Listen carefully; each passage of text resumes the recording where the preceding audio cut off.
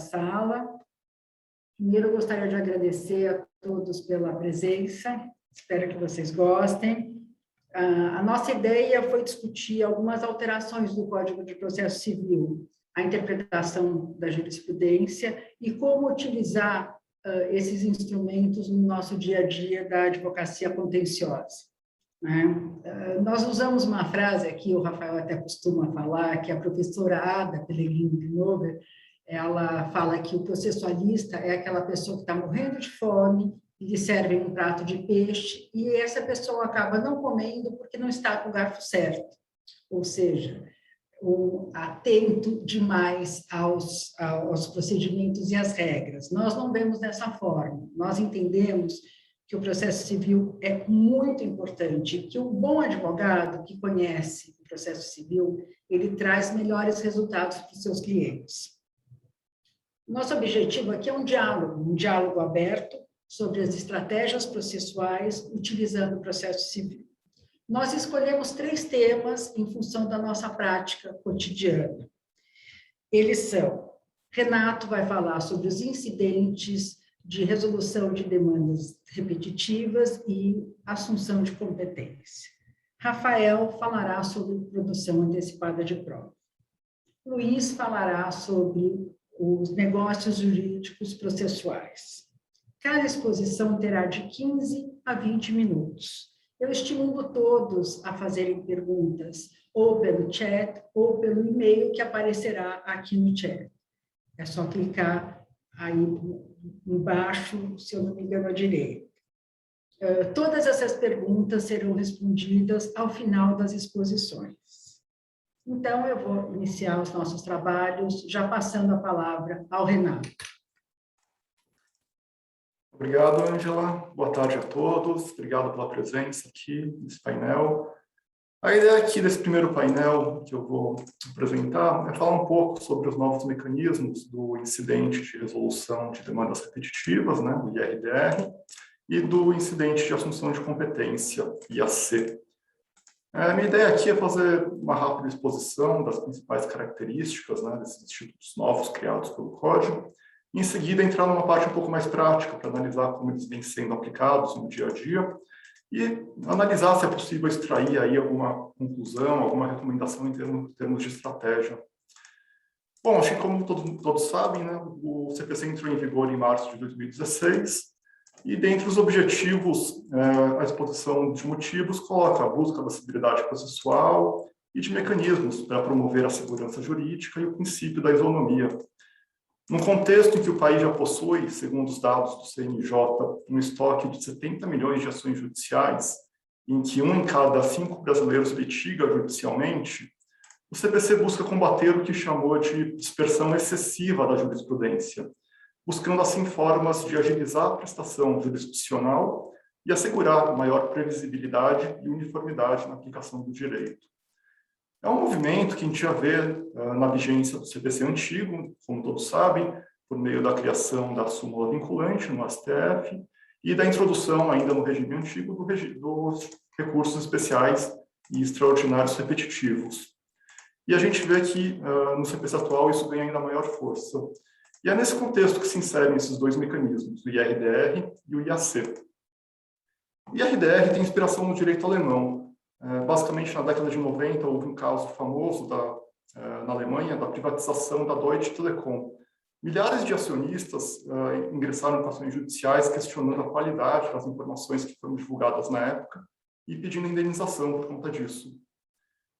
O IRDR do direito alemão foi, então, criado de forma temporária com o objetivo de lidar com essa multiplicidade de ações. E deu tanto certo que eles acabaram incorporando definitivamente no ordenamento. No nosso caso, o que é o IRDR, basicamente? É um incidente que é instaurado diretamente no tribunal e que tem por objetivo dirimir uma questão unicamente de direito e que venha se repetindo em diversos processos. O artigo 976 do CPC elenca os 2 requisitos para tanto. O primeiro é a efetiva repetição em processos que contenham uma controvérsia versando unicamente sobre uma questão de direito. E o segundo é existir esse risco de ofensa à isonomia e à segurança jurídica.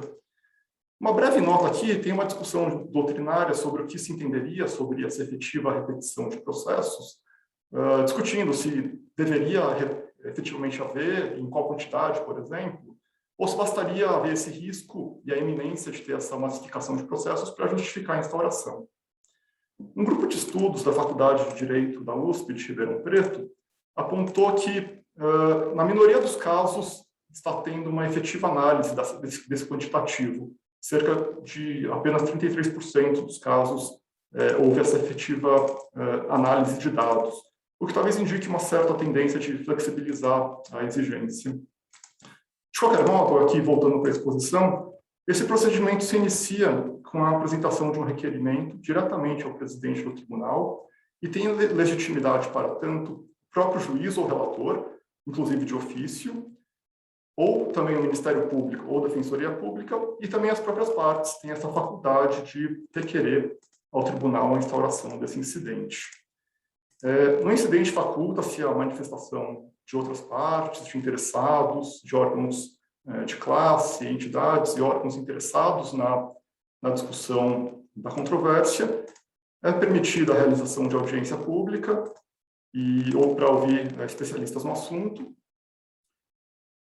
E o órgão competente para a análise da admissibilidade do IRDR e para o julgamento dele é aquele que é indicado pelo regimento interno do tribunal. No nosso caso aqui do Tribunal de Justiça de São Paulo, por exemplo, foram criadas as turmas especiais, que são compostas pelos 2 desembargadores mais antigos de cada Câmara. E aqui entrando na parte mais relevante, né? Quais as implicações práticas, tanto da admissão quanto do julgamento de um IRDR? A resposta aqui é bastante abrangente, bastante relevante. Com a admissão por si só do IRDR, isso tem por efeito suspender o curso de todos os processos individuais ou coletivos que estejam em curso dentro da competência territorial do tribunal. E esses processos todos vão ter que aguardar o julgamento do IRDR. A princípio, o Código prevê que esse julgamento não pode demorar mais de 1 ano. Na prática, a gente tem visto algo em torno de 1 a 2 anos até um julgamento. E mais relevante ainda, a admissão pode também ter por efeito suspender o trâmite de processos em todo o território nacional. É possível que seja feito um requerimento diretamente ao STJ ou ao STF, conforme a natureza da matéria que está em discussão, pedindo que sejam suspensas todas as ações em território nacional. Na prática, a gente tem visto isso acontecer com menos frequência. O STJ tem cerca de 6 ou 9 casos e a maioria negando esse pedido. Mas é uma faculdade que existe também e é prevista no Código. E o mais relevante, então, é qual a consequência de um julgamento do IRDR? Qual a implicação e a abrangência disso? E a resposta, como eu adiantei, é extremamente ampla, muito mais ampla do que a gente estava acostumado a ver no direito processual brasileiro. Ele aplica-se a todos os processos individuais ou coletivos que estejam versando sobre essa mesma matéria, que foram suspensos, inclusive, pela admissibilidade do IRDR. Ele vai se julgar a todos os casos futuros que versem sobre a matéria, salvo um procedimento de revisão que o Código prevê, que pode ser instaurado ou de ofício ou a requerimento do Ministério Público, para se promover a revisão da tese fixada no IRDR. E também pode ter uma abrangência nacional. O julgamento do IRDR, como todo julgamento do tribunal, ele é formalizado num acórdão que desafia a interposição tanto de recurso especial quanto de um recurso extraordinário. E ao julgar esses recursos, e caso julgados os recursos, a tese fixada pelo STJ ou pelo STF também vai se aplicar com abrangência nacional. E mais que isso também, é previsto também que a administração pública deve ser notificada do resultado desse julgamento. Por quê? Porque tem muitos casos de litígios de massa em que os litigantes estão sujeitos a uma regulação de agências reguladoras, de órgãos da administração, e esses órgãos têm que ser intimados para fiscalizar o cumprimento da tese fixada no IRDR. Então, acho que a conclusão que a gente tem aqui é que é, sim, bastante amplo o alcance do IRDR. Sem querer entrar na discussão da natureza jurídica, o que vem a ser o incidente, o fato é que, como resultado do julgamento do IRDR, a gente tem uma tutela pluriindividual e que vai fazer coisa julgada contra terceiros. Ou seja, mesmo pessoas que não estão envolvidas no IRDR, mesmo pessoas que não estavam litigando na época, elas vão ser afetadas pela tese fixada no IRDR. E aqui é interessante fazer um paralelo até com as ações coletivas, para explicar melhor porque eu afirmei que a abrangência é maior do que a gente estava até acostumado até então. Nas ações coletivas, a gente sabe que permite-se a concomitância de uma ação individual com ação coletiva em determinados cenários. E também, numa ação coletiva, caso ela seja julgada improcedente, ela não pode prejudicar terceiros. Já tudo isso não acontece no IRDR. Um julgamento do IRDR vai se aplicar indistintamente a todos os casos que versem sobre essa questão e para o bem ou para o mal, seja julgando procedente ou improcedente, seja favorável contra um terceiro. Então, é algo bastante relevante e efetivo, o que mostra a importância de se acompanhar com cuidado esse tipo de incidente. Bom, acho que, em linhas gerais, isso explica rapidamente o que é o IRDR. Antes de entrar nessa parte mais prática que eu adiantei, vou falar rapidamente do IAC, o Incidente de Assunção de Competência, para depois entrarmos nessa segunda etapa aqui da nossa conversa. O IAC ele é previsto, digamos assim, com a ideia oposta do IRDR. Enquanto no IRDR a ideia é, já se deparando com uma multiplicidade de processos, dar início a esse incidente para fazer um julgamento conjunto de todos, o IAC é instaurado antes quando o relator, ao analisar um recurso, ao analisar uma remessa necessária, ao analisar algum caso de competência originária do tribunal, ele percebe que determinada questão de direito vai gerar controvérsia e vai dar origem a múltiplos processos. Então, nesses casos, ele pode propor ao presidente do tribunal que o assunto seja levado a julgamento pela turma especial, no caso que eu mencionei do Tribunal de São Paulo. Daí a razão do nome, assunção de competência. Você transpõe a competência que era inicialmente do relator e da turma julgadora e passa ela para a turma responsável pela uniformização de jurisprudência fixada pelo regimento de cada tribunal. Outra hipótese também que é prevista para a sua instauração é quando já existe divergência dentro do tribunal sobre determinada questão controvertida ou quando o relator já imagina que essa divergência vai se instaurar. Então, para já evitar que a gente tenha julgamentos conflitantes de uma turma para outra, é possível que o incidente seja instaurado. Acho que, e o que é mais relevante também, a abrangência dele vai ser um pouco menor, mas o julgamento no incidente de assunção de competência, ele vai vincular todos os órgãos fracionários e juízes que estejam abaixo da competência do tribunal. Então, também é uma questão que vincula questões futuras que possam surgir. Acho que isso é, em breve resumo, o cerne do que temos hoje em termos de IRDR e AC. E acho que agora a pergunta que fica é como isso vem sendo aplicado na prática e, mais do que isso, pensando em termos de estratégia processual, de recomendação para a condução de um caso, a gente pode extrair alguma conclusão de vale a pena tomar essa iniciativa de requerer a instauração de um incidente como esse? Bom, a primeira resposta sobre a sua efetiva aplicação é fácil. O CNJ não tem o controle desses incidentes, assim como os recursos repetitivos, e a partir dos dados que ele disponibiliza no portal, a gente verifica que já existem atualmente cerca de 542 IRDRs em curso em território nacional. E isso tendo por efeito a suspensão de aproximadamente 300 mil processos. Dentre os IRDRs já julgados, isso levou ao julgamento de casos represados em torno de 100 mil. Os IACs têm aparecido com menos frequência, há atualmente cerca de 144 em trâmite. E os assuntos são os mais variados, né? Qualquer questão que possa envolver um assunto de direito, que se replique em vários casos, seja controverso, acaba aparecendo e dando origem ao incidente. Então, o CNJ aponta aqui direito administrativo, processo civil, trabalho, civil, tributário, consumidor. Então, vários ramos podem dar origem a esses incidentes. E aqui a gente chega na parte final da exposição de avaliar se vale ou não a pena, em termos estratégicos, iniciar um movimento nesse sentido. Os dados desse grupo de estudos que eu mencionei da Faculdade de Direito de Ribeirão Preto, da Universidade de São Paulo, apontam que 60% dos casos foram iniciados por iniciativa das partes, que mostra que, pelo menos, muitos litigantes estão vendo vantagem ou utilidade em querer, por conta própria, instaurar esses incidentes. E a ponderação é, evidentemente, controversa, relevante, e vai depender muito do caso concreto, né? Eu acho que, numa primeira leitura, numa primeira ponderação, a gente poderia avaliar que benefício um litigante individual teria para requerer esse incidente, o IRDR, principalmente. Aqui eu vou me focar principalmente no IRDR, que é o mais relevante, o que mais a gente tem visto na prática. Para o litigante individual, a consequência seria a suspensão do seu processo e, por benefício, um benefício em prol de terceiros, né? Não necessariamente em prol dele. O que, numa primeira leitura, pelo menos, poderia pôr em xeque a utilidade desse litigante individual em querer essa instauração. Para a empresa que litiga em massa, a gente pode ponderar também quais são os benefícios e os contras de instaurar esse incidente.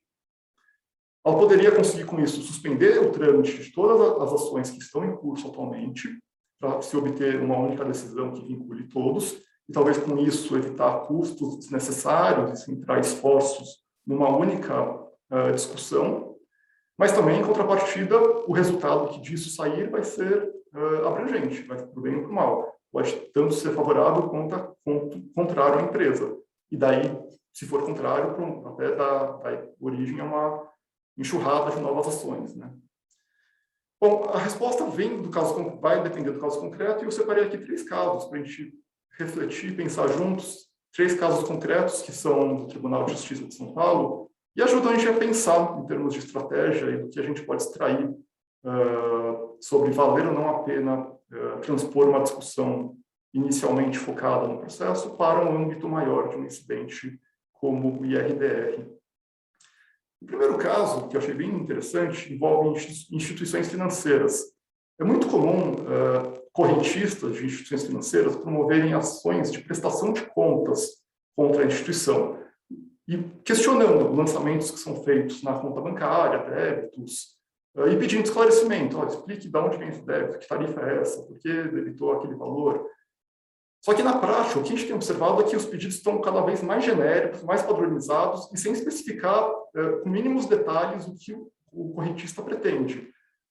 São, no fundo, pedidos exigindo prestação de conta de forma indiscriminada, genérica, em períodos longos, e o que acaba atribuindo para a instituição financeira um ônus excessivo para se defender e para explicar individualmente o que é cada lançamento, né? Se for pensar na quantidade de processos que tem, de casos que isso pode envolver.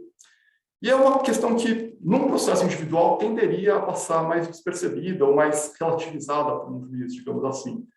Mas a partir do momento que uma instituição financeira decidiu transpor isso para um IRDR, no qual, posteriormente, aderiram outras instituições, associações de classe, foi possível segregar essa discussão bem limitada e levar para o tribunal, expondo qual o problema, expondo de forma mais neutra, compartimentalizada, o que estava acontecendo na prática.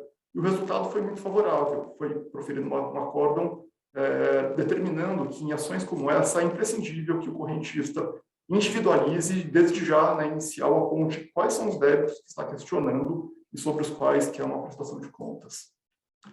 Então, assim, a gente vê que uma questão que, a princípio, poderia ser prejudicial, poderia dela ser extraída uma decisão contrária aos bancos, num cenário em que, na prática, a gente já vinha vendo isso não sendo respeitado, tendo já um contexto um pouco mais desfavorável, mas transpondo isso para uma outra esfera decisória, em que apenas a questão de direito foi analisada, pareceu, e a gente conclui que foi muito vantajoso, foi muito bem elaborado em termos de estratégia. Um segundo caso envolve a garantia que é prestada pelo Fundo Garantidor de Crédito em caso de liquidação de instituição financeira. Todos sabem que, em determinadas situações de aplicações, depósitos bancários, o FGC cobre o valor até certa quantia, atualmente é 250 mil. Alguns anos atrás, o valor era menor, essa garantia foi majorada. Nesse interim da majoração, muitos correntistas de uma instituição que estava nessa situação exigiram que fosse, então, aplicada a nova garantia, o valor maior, mesmo para uma intervenção e uma liquidação iniciada sob o regime anterior. E um dos correntistas decidiu levar isso na forma de um IRDR, e que teve um desfecho contrário aos interesses dos correntistas e favorável ao FGC. E eu acho que aqui a ponderação interessante da gente fazer é qual é o interesse, que vantagem esse correntista vislumbrava ao promover essa medida, né? Porque isso, no fundo, acaba apenas chamando mais atenção, não só para a questão jurídica, mas para a implicação econômica que isso pode ter para o FGC, que é um órgão neutro que é responsável pela estabilidade e garantia desses depósitos. Então, assim, uma questão que poderia já ser baixa a chance de êxito em primeira instância no processo individual, mas quando colocado no conjunto único, deu uma dimensão ainda maior, e o resultado foi, como eu disse, desfavorável para os correntistas. E aqui um terceiro caso, para encaminhar para a conclusão, envolve ações promovidas por ex-jogadores de futebol contra uma fabricante, contra uma desenvolvedora de videogame japonesa, pela exploração de direitos de imagem, por conta de um videogame lançado acho que uma década já atrás. Basicamente pedindo indenização pelo não pagamento dos direitos de imagem.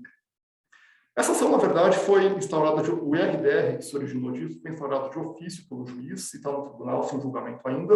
Mas é interessante a gente pensar se, do ponto de vista do ex-jogador, valeria ou não a pena tomar essa iniciativa. E, considerando a matéria que está em discussão, a minha conclusão, pelo menos, é tendente a responder que sim. São ações que têm uma série de entraves processuais, tem algumas discussões jurídicas bem relevantes. Então, por exemplo, uma questão de boa-fé, a suprécio, que é a perda do direito, em razão de os jogadores terem tolerado por muitos anos essa prática. Tem uma série de questões que, empacotadas numa única discussão perante o tribunal, podem ser mais bem desenvolvidas do que individualmente em múltiplas ações promovidas pelos jogadores. E também os entraves processuais que eu mencionei podem ser mais bem ponderados pelo juiz, em vez de buscar uma saída fácil para extinguir o processo, colocado tudo isso no conjunto e pensando no impacto que isso tem, e a gente está falando aqui de milhares de ações, a gente vai ter pelo menos uma ponderação mais adequada do judiciário. E também a gente tem um poder de barganha maior, né, dos jogadores, pensando numa negociação eventual, a união de todos eles nesse incidente, e considerando que a gente falou anteriormente, que isso vai valer erga omnes, né, contra todo mundo, contra terceiros, eles adquirem um poder de barganha maior também, caso venham a tentar uma negociação futura. Bom, acho que são 3 casos que mostram a relevância do tema. A gente viu que os IRDRs têm uma incidência muito grande, uma abrangência muito grande, e dependendo do caso concreto, pode ou não ser interessante. No caso do indivíduo, como a gente viu, dependendo do cenário, pode ou não fazer sentido tomar essa iniciativa. Do ponto de vista da empresa, a mesma coisa. Pode ter um risco, digamos assim, alto, mas ponderando os prós e contras, pode valer a pena. Pode ser interessante para a empresa deslocar a discussão para uma outra esfera. Pode ser interessante, em termos de previsibilidade de futuras condenações, ter, desde logo, um julgamento sobre uma questão que vai afetar os seus negócios. E acho que a conclusão final é, cada vez mais a gente vê que o judiciário tem um papel cada vez crescente na formação do direito. Começou com os repetitivos e agora com esses incidentes de demandas repetitivas e de assunções de competência. Então, acho que a recomendação final seria cada vez mais manter um acompanhamento cuidadoso desses casos. As informações deles são divulgadas nos portais dos tribunais, no CNJ, porque, por mais que a gente não esteja litigando, nem espere litigar sobre determinado assunto, a gente pode ser abarcado por uma decisão que seja proferida nesses incidentes. Então, é bastante relevante manter esse acompanhamento para, eventualmente, intervir, seja diretamente, seja por meio de alguma associação, para tentar expor o seu caso e ter um resultado favorável ao seu direito. E acho que aqui eu encerro a minha exposição e vou passar a palavra para o meu colega, o Rafael Zabalha, que também vai analisar algumas alterações do CDC, dessa vez focadas na produção antecipada de provas, e que também da qual também a gente pode também pensar, tentar extrair algumas conclusões de estratégia sobre quando é conveniente, quando não é. E é isso. Muito obrigado a todos pela atenção e passo a palavra ao Rafael. Boa tarde a todas e todos. A primeira coisa, obrigado aos nossos colegas clientes e amigos que estão aqui hoje, amigas e clientes que estão dedicando essa parte do dia ou agora do final de tarde, começo de noite aqui para nos ouvir. E não em algum caso específico, né, não em algum caso concreto, uma coisa talvez um pouco mais, assim, eu não vou dizer abstrata, porque o nosso objetivo aqui é ser prático, mas certamente um pouco menos dedicado a um assunto que está acontecendo lá no dia a dia de alguém. Então, muito obrigado a todos, obrigado, Jean e Ângela também, Renato. Vamos lá, eu fui colocado numa enrascada aqui hoje. Por quê? O Renato, antes de mim, falou desses casos de assunção de competência e de resolução de demandas repetitivas, que é uma novidade, uma boa novidade do Código. O Luiz, depois de mim, vai falar de negócio jurídico processual, que é outra novidade, ou os atípicos, pelo menos, uma outra novidade que também é positiva. E eu fiquei com uma coisa que nem é muito novidade, e há quem diga que talvez não seja lá muito positiva, que é a questão de produção antecipada de provas. E por que eu estou dizendo isso? Porque, para ajudar um pouco, você acha que a única pessoa que vai falar aqui hoje do Código antigo, do Código de 73, que foi sepultado, ou quase isso, em 2015 ou 2016, com a vigência do Código Novo. Bom, por onde eu começo aqui para tentar sair dessa enrascada e, ao mesmo tempo, responder a pergunta que é a que dá título ao meu painel, que é se essa produção antecipada, tal como regulada hoje, é um discovery do estilo que os americanos entendem. Começar pelo Código 73, que é a velharia que ainda não foi completamente expurgado do sistema. A gente tem um monte de processo ainda correndo com algumas regras desse código. Bom, os mais experientes aqui vão se lembrar que o Código de 73 tinha uma coisa chamada ações cautelares. O que eram as ações cautelares? Elas eram ações que, abre aspas, buscavam garantir o resultado útil do processo, fecha aspas. O que isso significa para o cliente ali? Não era uma discussão de mérito, não era o fundo da controvérsia, não era o que estava realmente discutindo se o fulano deve X para o ciclano ou não, mas o juiz era chamado a discutir questões acessórias que ajudavam a resolução do problema de fundo. As cautelares procedem de dois tipos básicos. Tinha, de um lado, as cautelares inominadas. Era possível pedir qualquer coisa para o juiz a título cautelar. Tinha discussões teóricas e técnicas sobre cautelar, antecipação, mas deixa para outra.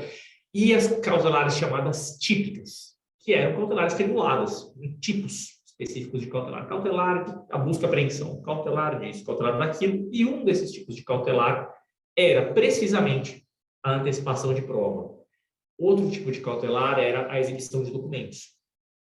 Bom, o que acontecia no Código 73? A produção antecipada de provas, ela se voltava à produção imediata de uma prova pericial ou oral. A parte tinha que chegar para o juiz e falar: se o meu processo demorar todo esse tempo, que ele usualmente demora no Brasil, 3, 4, 10 anos, às vezes, em primeira instância, eu não vou ter como produzir essa prova lá na frente, por exemplo, porque minha testemunha está doente, corre o risco de falecer, ou porque ela vai mudar de país, ou porque eu preciso periciar um prédio que está em ruínas, ou porque eu preciso periciar uma saca de soja que está apodrecendo, etc. Então, eu tinha que mostrar que eu precisava, desde logo, de uma prova que isso ia acontecer lá na frente em condições normais de temperatura e pressão. Bom, isso não estava para a produção de documentos, porque apresentava um outro caminho, que era a exibição. Agora, pega tudo isso que eu falei e apaga da lousa, tudo ou quase tudo.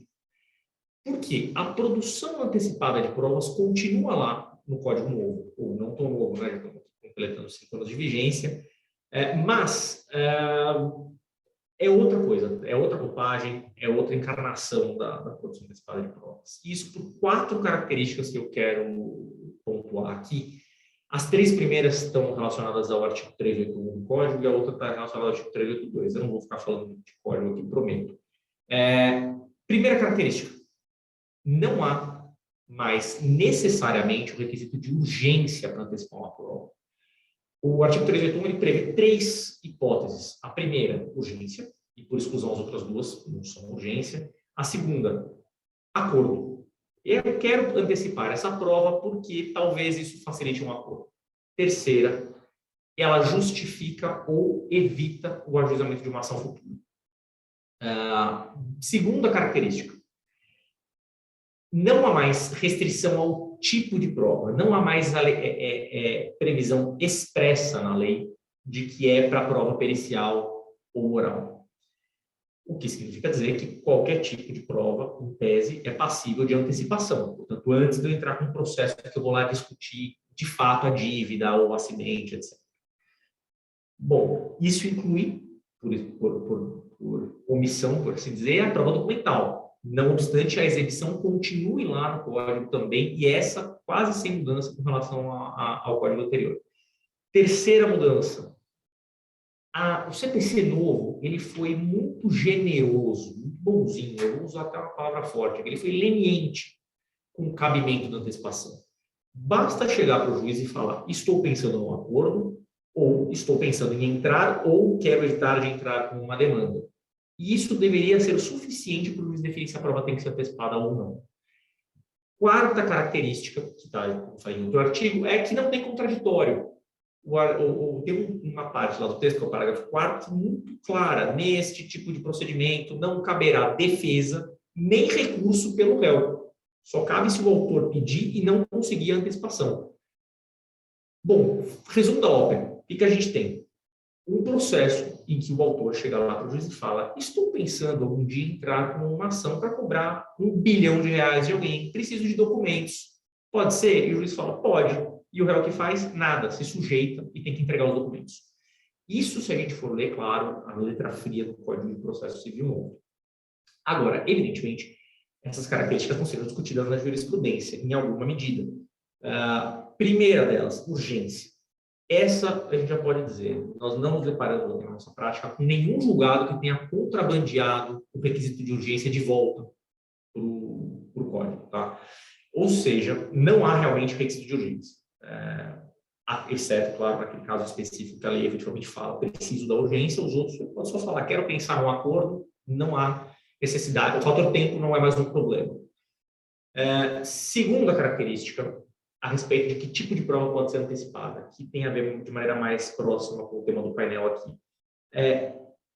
Na verdade, aqui tem uma discussão um tanto bizantina, eu não quero entrar aqui na discussão técnica sobre tipos de procedimento e tudo mais, mas aqui, no resumo da ópera, STJ, tribunais estaduais, a grande maioria da jurisprudência está entendendo que prova documental pode ser antecipada, pode ser exibida, requerida antes do processo principal, normalmente pelo rito da antecipação.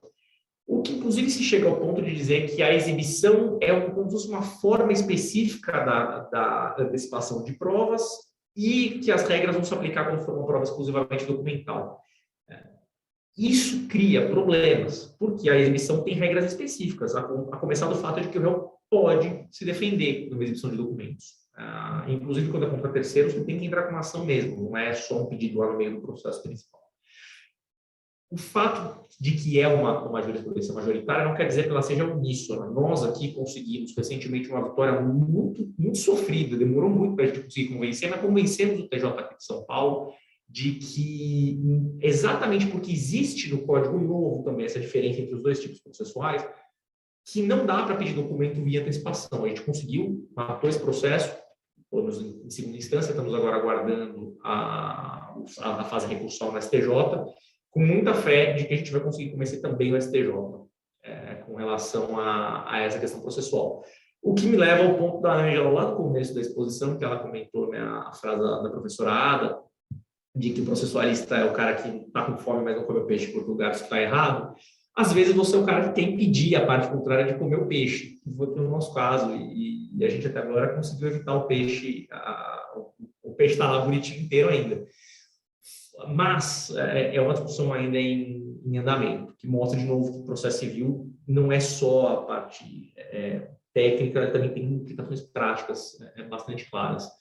Terceiro ponto que eu falei da abrangência, quão fácil é entrar com a ação, este é um ponto que a jurisprudência simplesmente não tocou ainda. A gente não teve nenhum julgamento, mas que a gente tenha tentado levantar essa discussão, os julgados não tratam, não entram no mérito do direito a antecipar a prova ou não. Quarto ponto que eu tinha levantado, que é o do contraditório. Esse é a lei que não pega. Eu não sei se eu fico feliz ou triste de dizer isso, porque, no fim das contas, tem uma regra clara lá no CPC, mas os julgados falam, sim, tem o artigo 382, parágrafo 4º, eu sei que o réu não pode se defender, o réu não pode recorrer, e eles vão lá e julgam o mérito da defesa e o mérito do recurso do réu. Por sorte, o artigo, se fosse lido de maneira muito fria, é evidentemente inconstitucional, ou seja, tem cláusula pétrea de ampla defesa. A lógica aqui a parte não pode discutir o conteúdo da prova, o fato que está sendo provado, ou o que ele significa numa eventual disputa posterior, mas se a parte contrária tem ou não direito, eu tenho que poder discutir. Dá um exemplo, vocês me pagam aqui para dar um parecer para vocês. Essa é uma comunicação sigilosa, tem um sigilo profissional cliente. A parte contrária fala, eu quero o parecer que o Rafael preparou para o banco X. Aí o juiz dá. E aí eu não posso me defender, tenho lá que entregar, né? Não faz sentido nenhum. Mas este panorama que é dado hoje pela jurisprudência, que é esse que eu ensinei aqui de maneira muito breve, ele leva algumas pessoas hoje em dia a se questionar, talvez por algum desconhecimento do direito estrangeiro, se isso é o que os americanos entendem como discovery.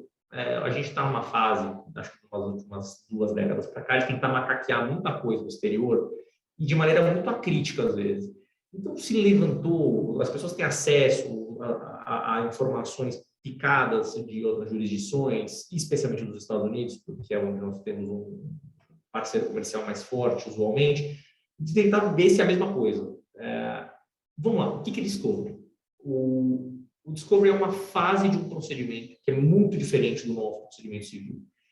Aqui, se vocês me pagam para fazer uma petição inicial, eu tenho que ir lá definir os fatos todos, falar por que o fato tal tem uma consequência jurídica Y, minha petição inicial vai ter X páginas, eu vou chegar e mostrar por A mais B para o juiz que eu tenho razão. A defesa vai ser, inclusive, sobre todo o mérito, o réu tem a obrigação de se defender de todos os fatos, de se defender, deveria também se defender de todas as teses jurídicas, etc., e só depois você vai produzir a prova. Nos Estados Unidos a coisa é um pouco diferente. Isso tem raiz no direito inglês. O discovery na Inglaterra hoje é conhecido como disclosure, depois de uma reforma que foi feita lá 2 décadas atrás.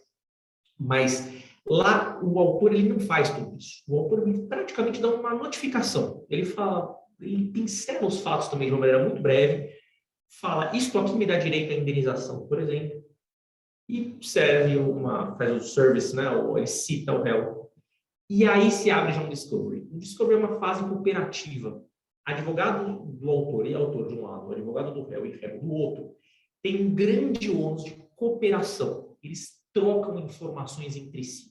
O autor vira e fala, eu quero tantos e-mails do chefe do seu setor de RH na data tal. O seu diretor comercial mandou e-mails de 2007 a 2009 com relação a esse assunto, eu quero todos os e-mails que ele mandou.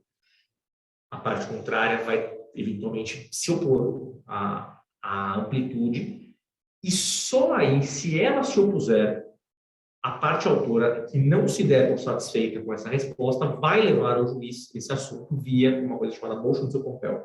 E aí que o juiz vai definir se aquela prova é ou não devida à luz do que o autor falou e do que o réu respondeu. E só depois disso as partes vão ter uma base fática comum, porque todos os documentos vão ter sido comuns.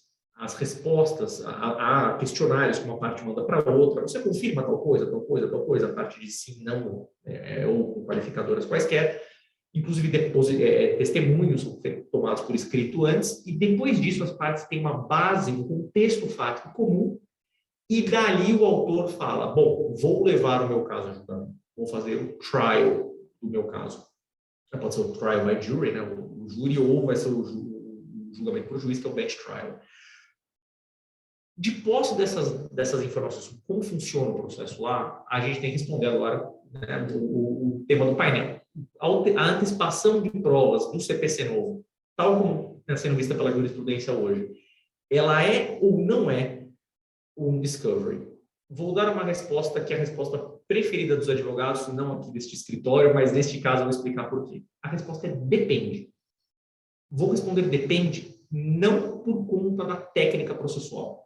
Processualmente, a resposta é não. Tranquilamente, não é. O discovery é uma fase, tem contraditório, o réu se opõe aos documentos de maneira fundamentada, o juiz tem que decidir a respeito, etc. A coisa do jeito que está no CPC novo, ela é praticamente um processo de chancela, vai pedir, o juiz deu, ok, acabou ali. Não existe uma... E outra coisa, no Brasil, você talvez nem tenha um processo posterior. Então, não dá para comparar a técnica processual, inclusive os deveres de cooperação que as partes têm entre si, esse viés liberal de que o juiz não vai interferir naquela discussão, a não ser no último caso, as partes vão se compor, inclusive na hora de formar a base de prova comum, que vai ser levada depois, ou vai ser levada se tiver acordo.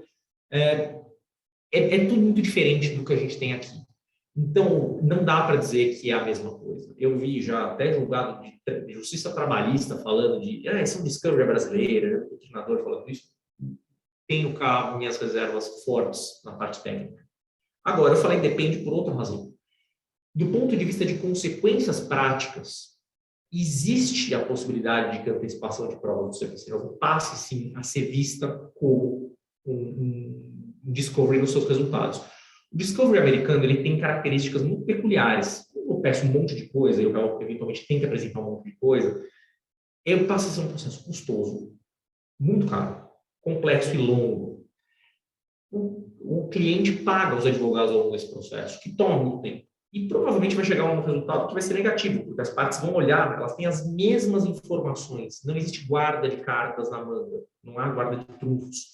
Então, ou há muito pouco. Ninguém chega lá com um documento do nada, que ninguém tinha imaginado.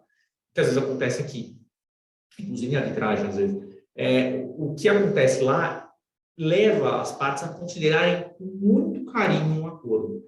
A questão cultural aqui é muito diferente. Os litigantes brasileiros têm uma tendência a querer brigar até a última instância porque acham que fazer acordo é sinal de fraqueza, mesmo que seja irracional às vezes. Mas o fato de que você passa a constranger a parte contrária com muito pouco custo para si, porque a sucumbência é ínfima, porque você pode nunca entrar com o processo, se o documento for contrário, você simplesmente embolsa o documento e não faz mais nada, tende a ser usada como instrumento de pressão. E o réu, que for obrigado a entregar documentos que sejam ruins para si, vai começar a olhar com um pouco mais de carinho para a hipótese de um acordo, para evitar uma demanda que ele sabe que no final do dia vai acabar tendo uma consequência negativa. Por isso eu digo que acho que pelas consequências isso tem uma tendência a se assemelhar aos resultados práticos dessa figura do discovery, que muito americano ama odiar ou odeia amar, por conta do custo. É muito pouco prático, mas acaba tendo um resultado efetivo de evitar os julgamentos de mérito. E aí eu faço um exercício que acho que de futurologia um pouco.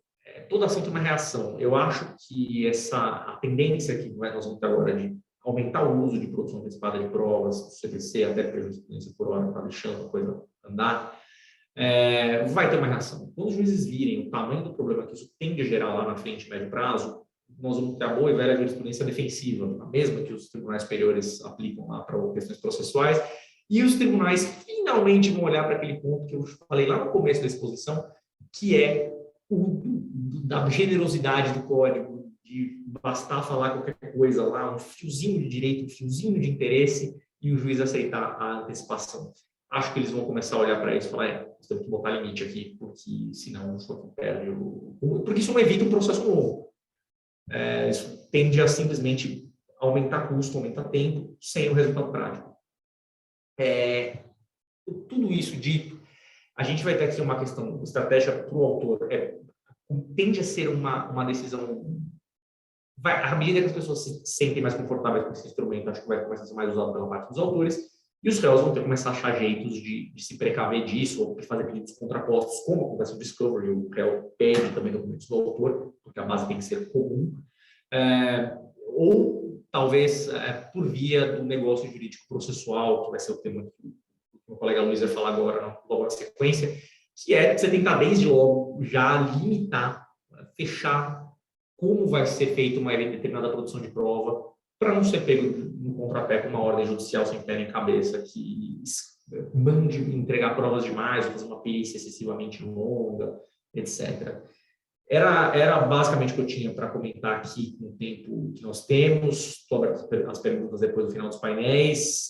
Mais uma vez, obrigado a todas e todos aqui pelo tempo. Bola com o Luiz agora para completar a exposição.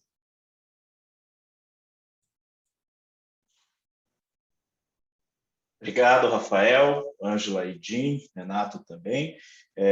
Boa tarde a todas e todos. Eu passo agora a tratar de outro tema que, como o Rafael já antecipou, é muito interessante e pertinente do novo Código, que são os negócios jurídicos processuais. Eu pretendo, nessa apresentação, passar brevemente pelas características gerais desse instituto, para então abordar, do ponto de vista prático, qual é a utilidade desse instituto, negócio jurídico processual. Então, acho que o melhor ponto de partida que a gente pode ter é a pergunta: o que são negócios jurídicos processuais? O negócio jurídico processual é, basicamente, o poder de regular, dentro de determinados limites, situações jurídicas processuais ou alterar o próprio procedimento. Nesse sentido, as partes podem alterar seus ônus, faculdades, deveres e poderes dentro do contexto processual. Os negócios, parece algo assim, falando de maneira teórica, parece uma grande inovação. Os negócios jurídicos processuais não são algo novo. Não é algo que surge com o CPC. É algo que já existe há bastante tempo e que, inclusive, é uma prática comum. Exemplos que são muito constantes na prática, sobretudo na prática empresarial, de negócios jurídicos processuais são a cláusula de eleição de foro, por exemplo, ou mesmo a convenção de arbitragem. São dois negócios jurídicos que moldam um procedimento, portanto, negócios jurídicos processuais. Esses dois, particularmente, estão previstos em lei e, portanto, eles são chamados de negócios típicos. A inovação que o CPC traz, e aí o grande objeto e o que eu pretendo trazer aqui, conversar nesse bate-papo com vocês, a grande inovação está numa regra geral, uma disposição ampla estabelecida pelo presente no novo Código, seu artigo 190, que permite, que autoriza expressamente que as partes celebrem negócios processuais para além desses previstos em lei, ou os ditos negócios processuais atípicos. Isso se insere num contexto aqui, sem me alongar na formação do código, isso se insere num modelo, na lógica por trás de um modelo cooperativo de processo que se pretende ao buscar com o novo código, privilegiando a liberdade das partes para moldar a disputa aos seus interesses práticos e ao caso a caso também. Portanto, essa questão dos negócios processuais atípicos, que eu proponho aqui trazer um bate-papo com vocês. A gente parte, então, como dito, essa disposição geral está no artigo 190 do Código, e seu parágrafo único. E é deles, do artigo 190 e do parágrafo único do CPC, que a gente tira os requisitos e os limites gerais para a validade desses negócios jurídicos. Quais são os requisitos de um negócio jurídico processual atípico? As partes, elas têm que ser capazes, o objeto ele tem que ser lícito, e a convenção, esse negócio processual, ele precisa observar uma forma que seja prevista ou não proibida em lei. Caso contrário, implicará necessariamente nulidade, que pode ser decretada de ofício pelo juiz, que realiza, digamos assim, esse controle da validade ou não dos negócios jurídicos processuais. Passando brevemente por esses requisitos, capacidade aqui vai além da capacidade em acepção civil ou da capacidade de ser parte processual. O que a gente está falando aqui, o que o Código diz quando fala em capacidade, é da paridade de armas para negociar essas convenções processuais. É o que se chama de capacidade processual negocial. A parte não é capaz, por exemplo, se ela for vulnerável. A parte não é capaz quando há um grande desequilíbrio na relação entre elas para negociação. E é por isso, inclusive, que o Código, que o artigo 190, seu parágrafo único, estabelece a possibilidade do juiz exercer esse controle de legalidade nessas situações. O objeto lícito. O que significa um objeto ser lícito? Significa basicamente que as partes não podem convencionar algo que é ilegal. Por exemplo, um caso absurdo, não se pode convencionar que os depoimentos pessoais vão ser tomados sob tortura. Isso seria inaceitável. E também o objeto ser lícito significa que ele não pode contrariar, de maneira mais ampla, matérias que são de reserva legal, assuntos que são pertinentes à organização dos tribunais, regras cogentes, regras de ordem pública, como, por exemplo, quais são os recursos que existem, o cabimento desses recursos, e por aí vai. E um último ponto com relação ao objeto: a causa, para que seja possível celebrar um negócio jurídico processual, a causa ela deve admitir autocomposição, que significa, basicamente, que o objeto litigioso ali, o objeto em discussão nesse processo, tem que ser algo sobre o qual as partes possam celebrar um acordo para pôr fim àquela disputa. O último ponto sobre forma, o próprio artigo 190 deixa claro que você pode celebrar uma convenção, um negócio jurídico processual atípico, antes de haver um litígio. Ele diz lá, uma breve aspas aqui, que mesmo antes ou durante o processo, você pode celebrar um negócio processual. O artigo 190 também não estabelece uma forma específica. Então, a regra aqui é que essa celebração de um negócio processual atípico, ela é livre. Ela pode ser oral, pode ser escrita, pode ser expressa, pode ser tácita. Isso, é claro, sempre respeitando eventuais disposições que existam para casos específicos e que exijam alguma forma. Um último ponto sobre forma, agora, é se é cabível, a pergunta é cabível um negócio jurídico processual em contrato de adesão? É cabível. O próprio artigo 190 deixa isso claro. O que o Código e seu artigo 190 vedam é a inclusão de negócios processuais atípicos em contratos de adesão em situações de inclusão abusiva desses negócios. O que significa uma inclusão abusiva de um negócio jurídico processual no contrato de adesão? Não existe uma definição para isso, não é algo claro. A lei aqui foi propositadamente aberta. A ideia é que fica a critério do juiz para decidir caso a caso se é ou não abusiva esse negócio processual, se o contexto dele foi abusivo. E algumas cautelas, ainda tratando dessa abusividade para contratos de adesão, algumas cautelas podem ser adotadas e costumam ser adotadas e são adotadas para evitar que haja essa alegação, ou que haja essa defesa da lógica de que seria abusiva a cláusula. Como, por exemplo, as cláusulas que negociam convenções processuais atípicas, elas podem estar destacadas no texto, pode haver um espaço para assinatura ao lado dessas cláusulas, e na negociação dessas cláusulas, as partes podem, e é aconselhado que elas estejam sempre, estar acompanhadas de advogados. Isso daí são formas de você minar um argumento posterior de que haveria alguma abusividade nessas cláusulas que podem ser inseridas em contrato de adesão. Bom, feito esse breve apanhado mais teórico, a gente chega à questão prática que fica vale a pena celebrar um negócio processual atípico? A gente nota, na prática, que existe um certo receio das partes em estabelecer provisões, isso mesmo antes quanto durante os litígios. A nosso ver, isso não deveria ocorrer. Os negócios jurídicos processuais atípicos, da mesma forma como os típicos, eles são um relevante instrumento estratégico para as partes, e estratégico principalmente de dois pontos de vista que eu vou passar brevemente aqui. Ponto de vista processual e do ponto de vista negocial. Do ponto de vista processual, os negócios jurídicos processuais eles devem ser enxergados como um instrumento de customização do processo, que é, de certa forma, o que eles são.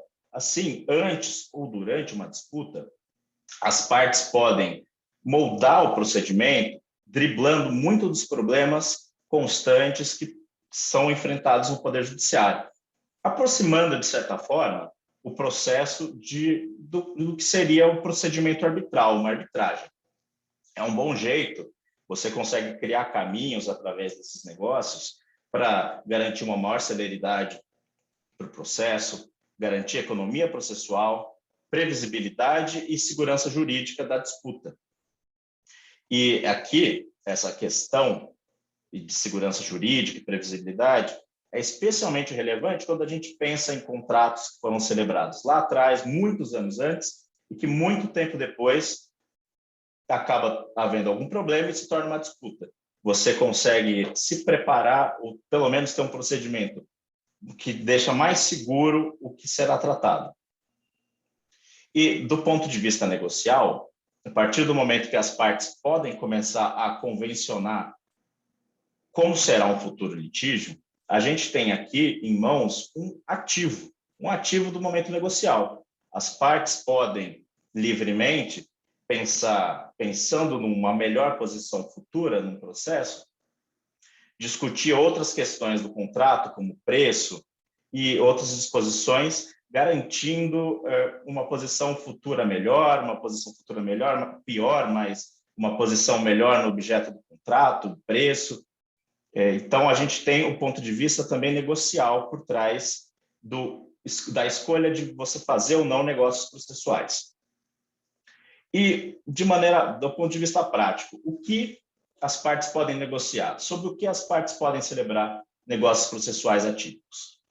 Como a gente já conversou nesse bate-papo, a cláusula, o artigo 190 do novo CPC, ele é propositadamente aberto. Então, fica basicamente a criatividade das partes. Elas podem dispor de basicamente tudo, desde que atendidos aqueles requisitos que a gente tratou anteriormente.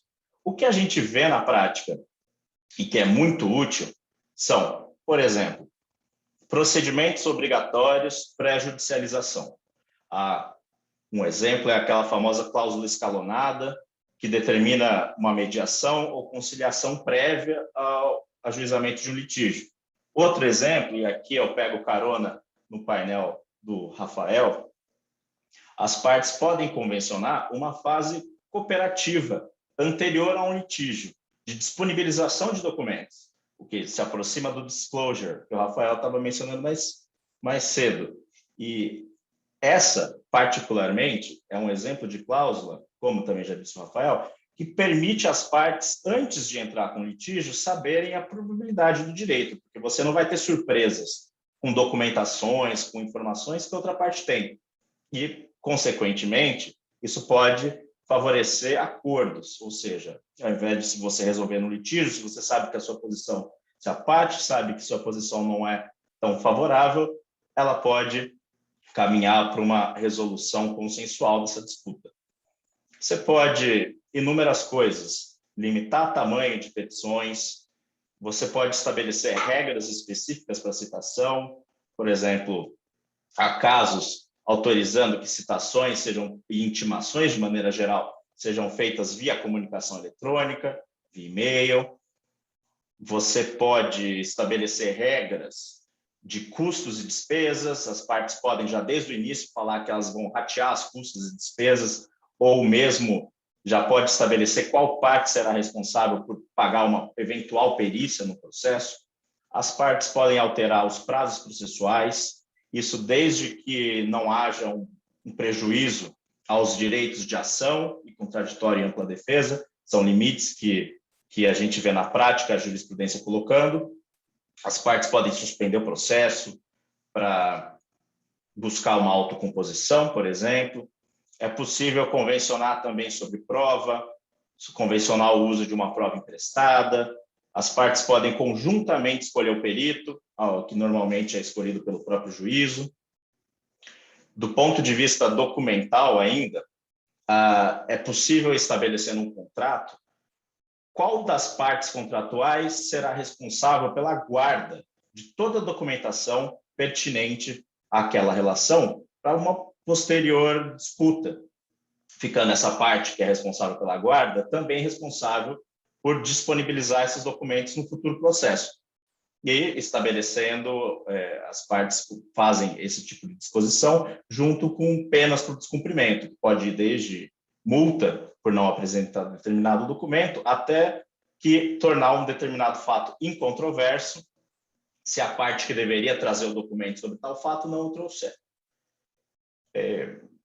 Em processos de execução de maneira geral, é possível estabelecer convenções para que haja arresto, bloqueio, cautelar em caso de inadimplemento contratual.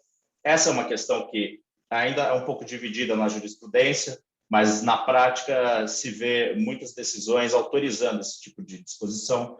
As partes podem convencionar que determinados bens não serão penhorados ou até limites para penhora. Caso, por exemplo, de uma penhora de faturamento, você pode estabelecer uma porcentagem desse faturamento que se é o limite de quanto poderia ser eventualmente penhorado no futuro. O que não pode, de maneira geral, é, como já dito, convencionar sobre regras que são de ordem pública e norma cogente. As partes não podem decidir que um processo vai ser confidencial, porque, por regra constitucional, os atos processuais são públicos. Então, a confidencialidade ela é excepcional e vai decorrer da lei. Não é possível, por exemplo, afastar a intimação do Ministério Público em casos que a atuação do Ministério Público seja essencial. Não pode dispor sobre direito, não se pode dispor em convenção sobre direitos de terceiro, o que é óbvio também. Ou também sobre regras de organização dos tribunais. Um caso paradigmático, jurisprudencial, são das partes que estabeleceram prazo processual durante o recesso forense, onde não há atividade dos tribunais e o entendimento, é um caso aqui do Tribunal de São Paulo, o entendimento do Tribunal de São Paulo é que essa convenção não é válida, porque quem decide quando há ou não expediente forense no tribunal é o próprio tribunal. As partes não podem estabelecer um prazo que fuja dessas regras. Enfim, eu poderia ficar aqui falando por mais de hora de casos que nós vimos e já realizamos, participamos de processo de negócios atípicos, porque de fato é um negócio muito aberto, que está a criatividade das partes e que se moldam caso a caso. Mas eu acho que nesses 5 anos de CPC, olhando para os negócios jurídicos processuais atípicos, a gente pode chegar a algumas conclusões. Primeiro de tudo, as partes, mesmo que de maneira tímida, elas têm exercido essa liberdade de realizar negócios processuais. Isso sobre as mais diversas questões. E esses negócios têm sido bem recebidos pelos tribunais. A gente não vê ainda uma jurisprudência tão defensiva. Eles têm deixado a autonomia das partes como era a ideia. É claro que, em casos que isso varia também muito de caso a caso, e ainda está aberta a viabilidade de boa parte dos negócios jurídicos processuais, porque, como a cada momento pode surgir uma nova discussão, o Poder Judiciário sempre vai ser chamado a tomar uma decisão e pode, eventualmente, tomar uma posição mais restritiva, caso ele entenda que tem algum problema de requisito ali. Acho que uma conclusão final, antes de fechar o ciclo e passar a palavra novamente à minha colega Ângela, é que a gente nota da nossa prática que os negócios processuais eles são um ativo muito interessante. Isso pensando já bem antes de disputas processuais. A gente pode estabelecer um campo muito mais seguro, muito mais coeso, para um eventual problema que surja no futuro. Agora passo a palavra novamente para a doutora Ângela.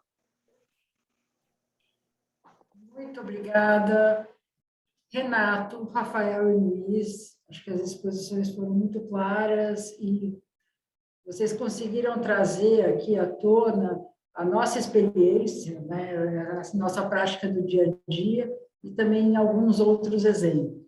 Né? Cabe a mim agora fazer uma breve conclusão sobre cada uma dessas exposições para depois passar a parte das perguntas. Né?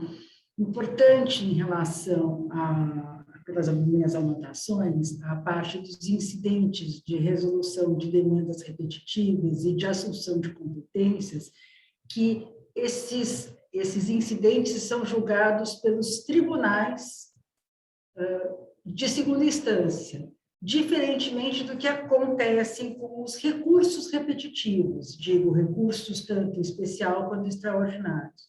Ou seja, esses só são julgados pelos tribunais superiores. Para que uma ação chegue aos tribunais superiores, a gente tem visto, ela demora, no mínimo, 8 a 10 anos.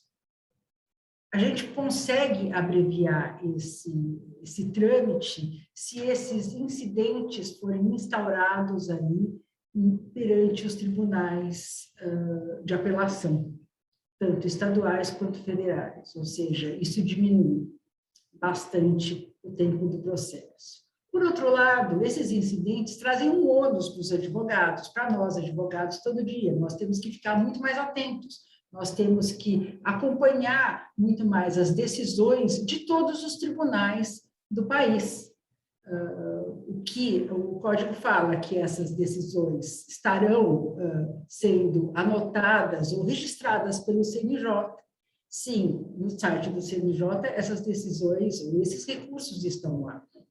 Mas a gente precisa ficar muito atento, como disse Renato, não só quando temos uma determinada demanda, mas a gente precisa fazer um acompanhamento preventivo. Já em relação à produção antecipada de provas, eu acho que a gente pode pensar de duas formas. Uma, quando somos advogados dos autores, e outra, quando somos advogados dos réus. Como advogados dos autores, nós podemos usar a produção antecipada de provas sem grandes riscos, porque não temos sucumbência e não tem a resposta do réu. Então, por exemplo, uma situação que nós temos hoje, aliás, foi consultada hoje sobre um determinado caso, um vício construtivo. Um cliente nosso comprou um determinado imóvel, um imóvel gigantesco, com um vício construtivo. A solução que eu dei, vamos fazer uma produção antecipada de provas. Por quê? Para ficar patente quais são os vícios construtivos, quem deu causa, se foi a construtora ou se foi o próprio proprietário, para que depois seja ajuizada uma ação de indenização ou de uma ação de execução de obrigação de fazer. É melhor isso a entrar diretamente com uma ação, correr o risco de sucumbência e esperar esse trâmite processual mais longo. Agora, quando nós somos advogados dos réus, a gente tem que pensar diferente, porque a gente tem que mitigar aí o risco que o réu sofre. Nós podemos fazer um outro pedido contraposto de uma outra produção antecipada de provas, por exemplo, de uma contraprova que o cliente pode fazer em relação a esse processo, em relação a uma questão jurídica, por exemplo. A gente pode fazer isso.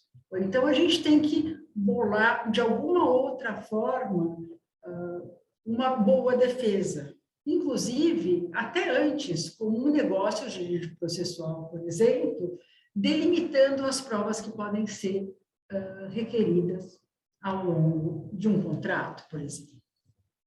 Agora, em relação aos negócios jurídicos processuais, a gente viu que eles têm sido, em regra, bem recebidos pelos tribunais. Né? E acho importante que todos nós pensemos como administrar melhor isso, tá? Principalmente em contratos de grande monta que não caibam à arbitragem, por exemplo.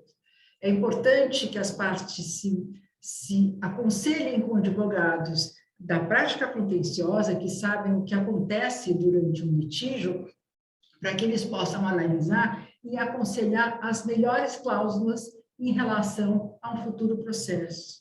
A gente costuma falar que em grandes fechamentos, a cláusula, por exemplo, de arbitragem é a midnight clause.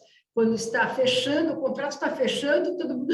esqueci de verificar a cláusula de arbitragem, sai correndo perguntar para o advogado do contencioso, e aí, qual câmara que eu coloco? O que eu vou colocar? Nada disso. O advogado do contencioso tem que entender a relação contratual, tem que entender o que está sendo contratado para poder dar a melhor orientação para aquele outro colega e também para o cliente em relação a esse litígio.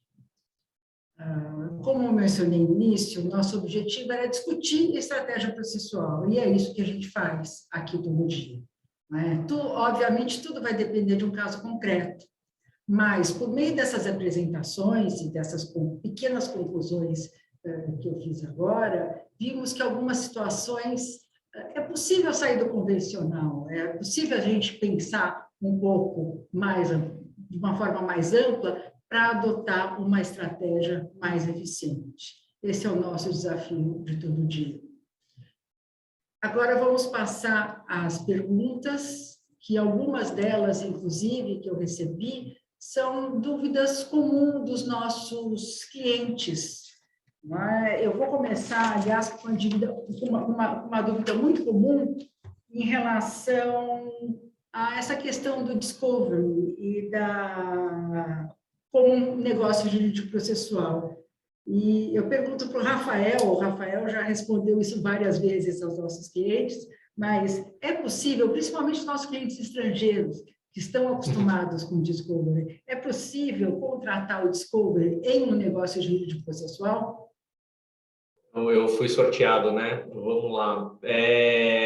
Sim e não. Depende do que a pessoa está entendendo no discovery, né?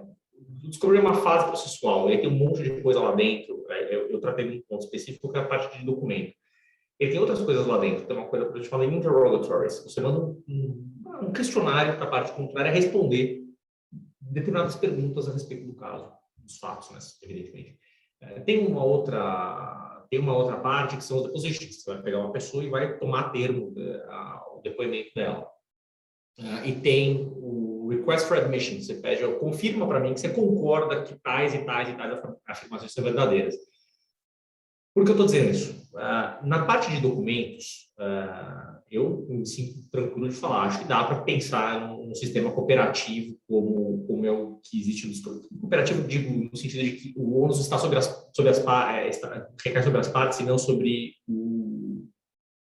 a relação triangular com o juiz no meio.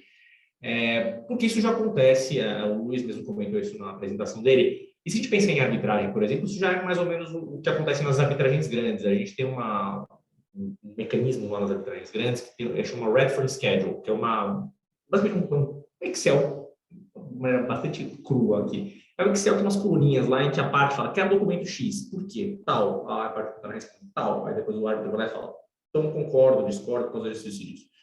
Então, isso já existe, essa possibilidade. Se não fosse possível fazer, não seria possível fazer nem na arbitragem, nem no contencioso judicial, porque nós estaremos tratando de garantia fundamental. Isso para documento. Agora, eu tenho, cá, minhas dúvidas de que a mesma coisa se aplique a outros aspectos de discovery, por exemplo, esse request for admission. Aqui no Brasil, a testemunha depõe sob compromisso, então tem que falar a verdade. Agora, se você pega a parte contrária, que é o depoimento pessoal, que é uma outra parte da prova oral, eu tenho um processo contra a Ângela. Eu chamo a Ângela para depor em juízo. A Ângela não é obrigada a falar a verdade. Isso, por definição, não vai fazer funcionar um request for admission. Não vou responder nada disso aqui. Então, na prática, é muito difícil de você fazer operacionalizar e você corre o risco de ter discussões. Eu acho que elas não são muito factíveis na parte civil, elas estão mais ligadas ao criminal, sobre produzir prova contra si mesmo, por exemplo. E tem um aspecto interessante aqui: o Brasil é signatário de uma convenção sobre obtenção de provas no estrangeiro, que é uma convenção de 1970, entrou no direito brasileiro em 2007, se eu não me engano, e ela tem um artigo lá, o artigo 23, que fala especificamente: os Estados-membros poderão ressalvar o discovery, o que os países de common law, como os Estados Unidos e Inglaterra, entendem como pre-trial discovery. Por quê? Porque isso não necessariamente se adequa ao sistema dos demais países signatários. Eu quero fazer a convenção funcionar, então eu vou te dar o direito de não aceitar o discovery. O Brasil fez essa reserva. Não quer dizer que o Brasil seja contrário ao sistema, mas quer dizer que o Brasil vai falar: olha, eu me reservo de determinadas demandas não aplicar isto no todo ou em parte.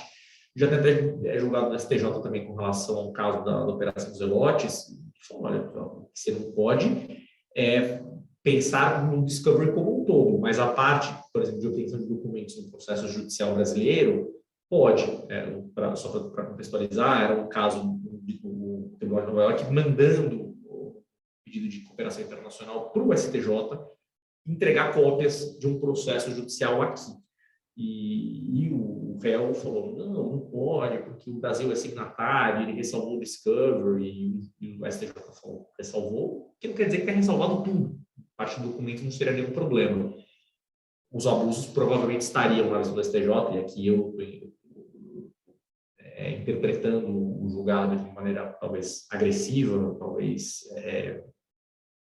ousada, que ali eles entendem que exatamente aquela outra parte do Discovery, que é o Request for Admission e o Interrogatory, por exemplo, esses não são factíveis sob o direito brasileiro. E se não são, não seriam, como o Luiz colocou, seria um daqueles limites lá em que o negócio vai ser considerado nulo.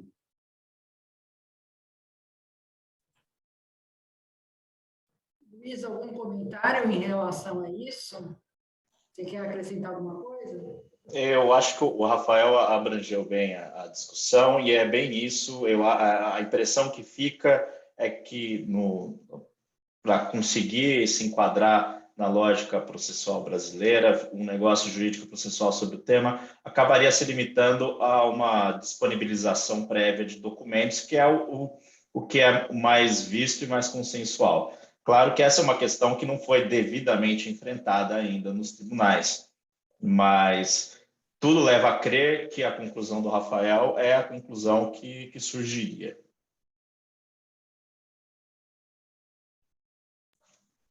Obrigada, Luiz.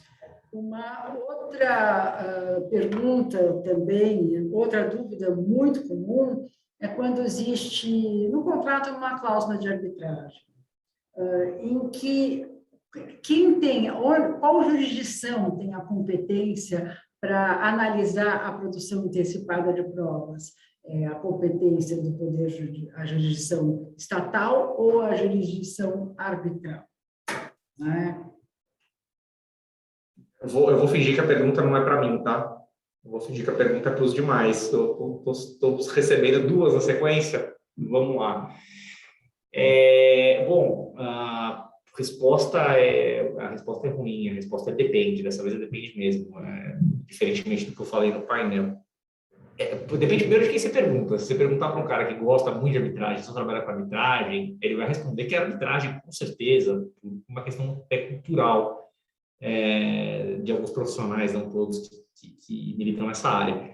Mas, tirando esse viés arbitralista, tentando a resposta mais técnica, depende primeiro da cláusula.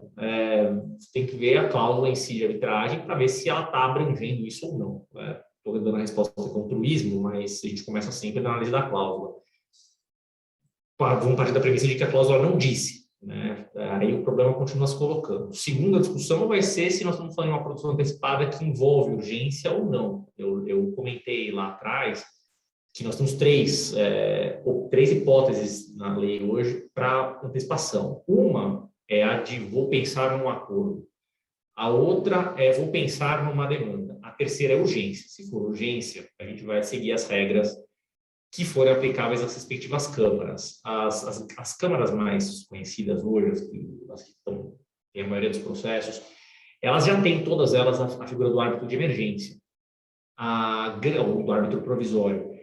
A grande maioria delas tem o que a gente chama de opt-out, ou seja, eu aplico para medidas urgentes, portanto, uma antecipação de prova que implique a urgência, né, que esteja fundada no princípio de urgência especificamente.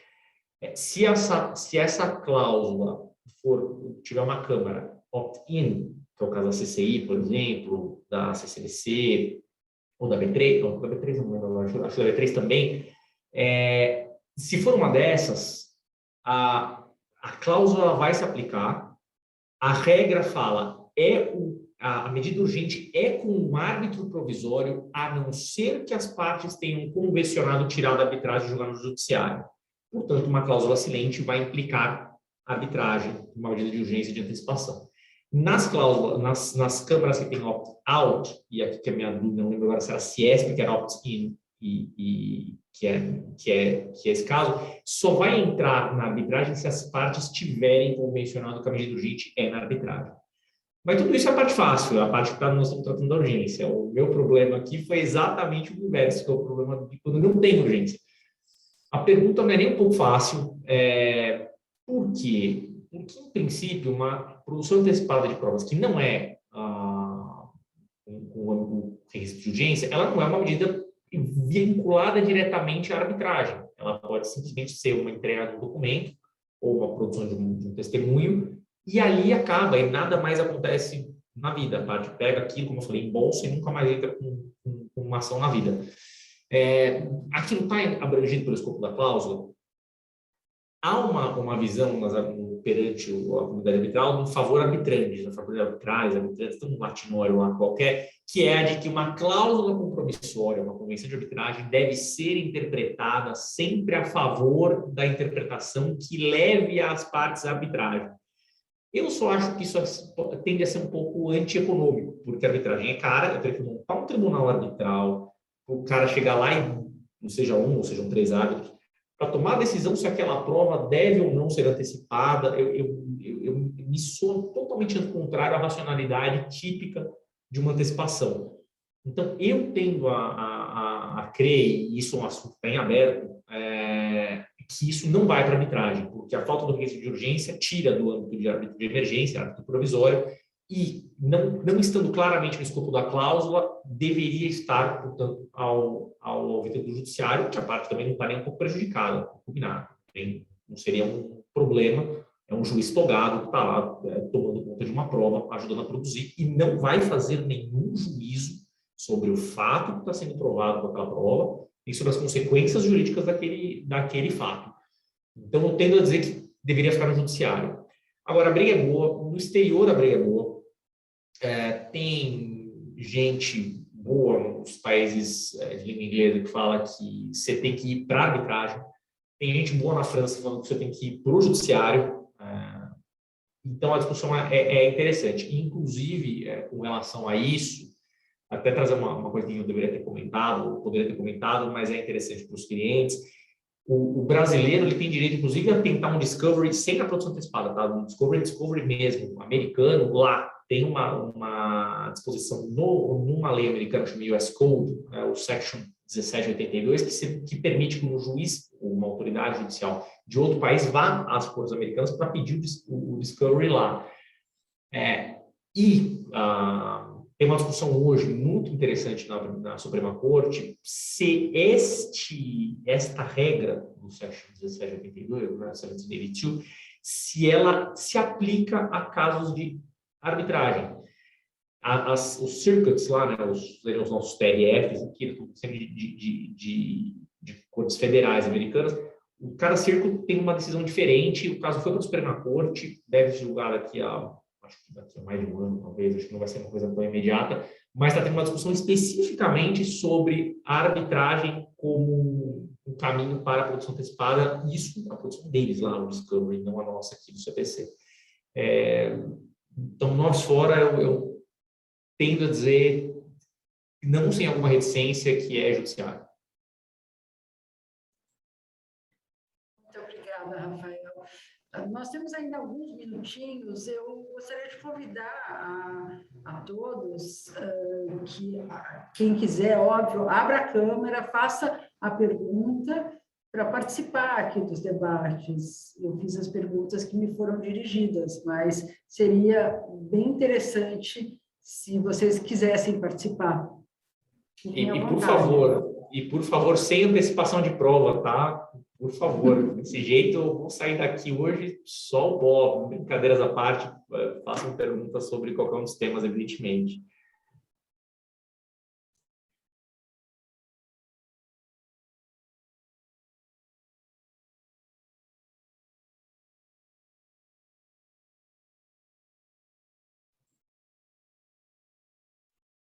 Acho que as pessoas não estão muito animadas.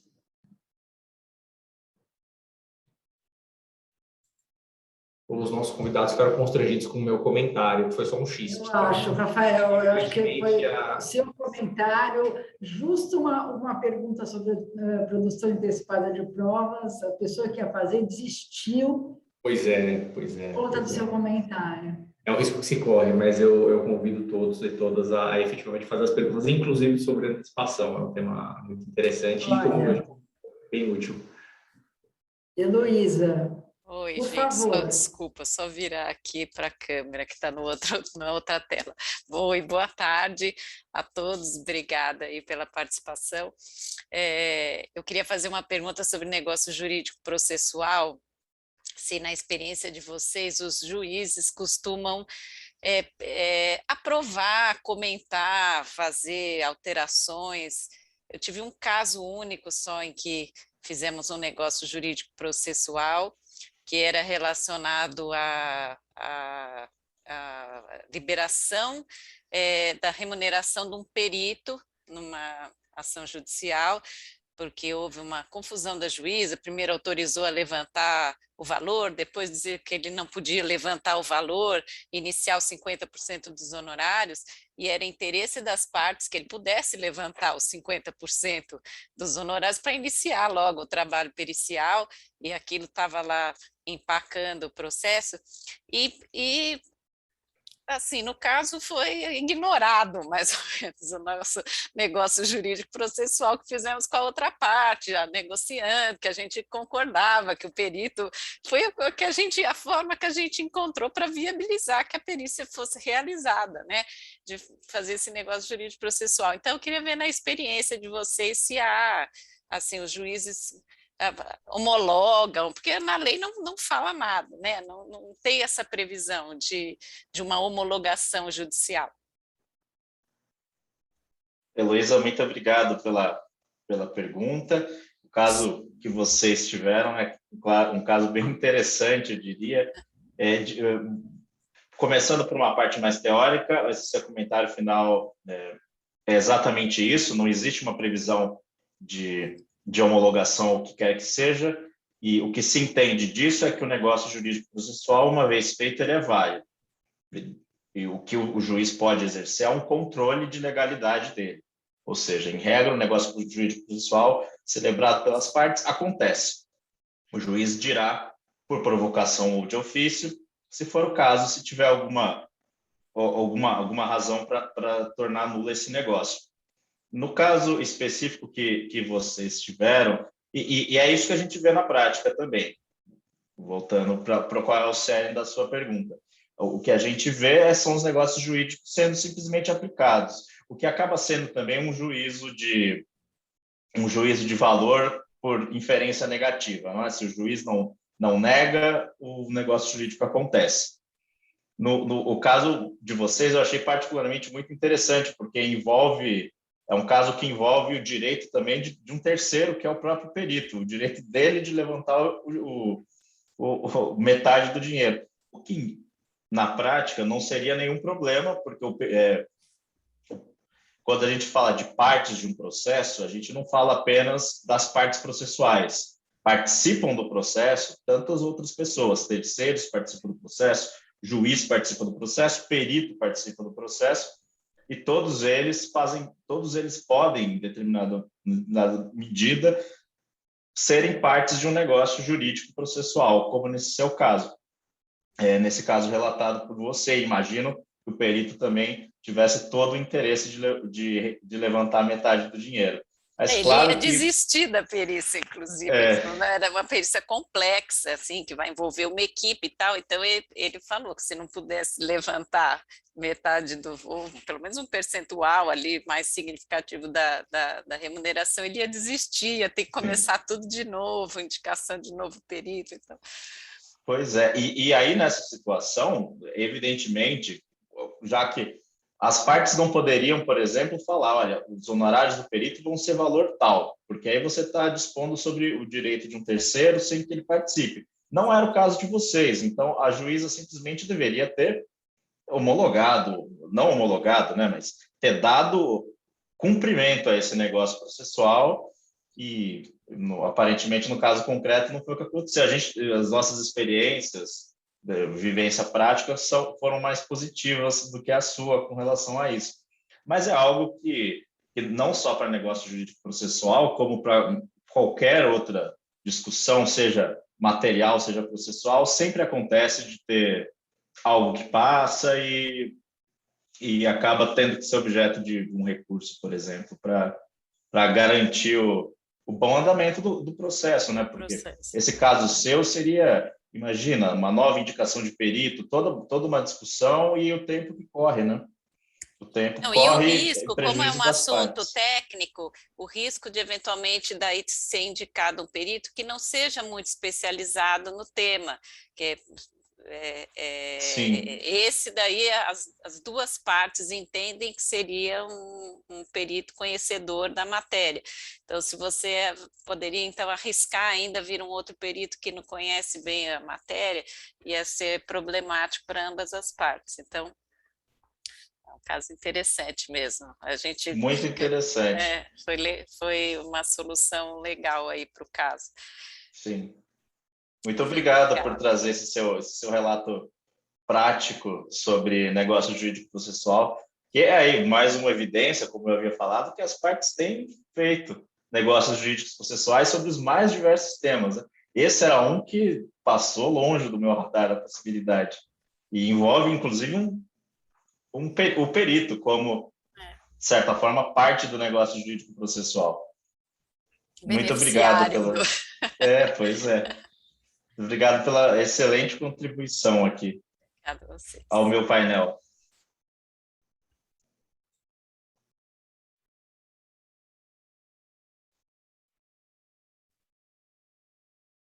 E ainda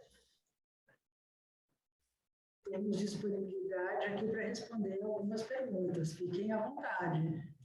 Se não quiserem abrir a câmera, pode abrir só o microfone. Eu acho que já está tudo liberado para a participação de todos.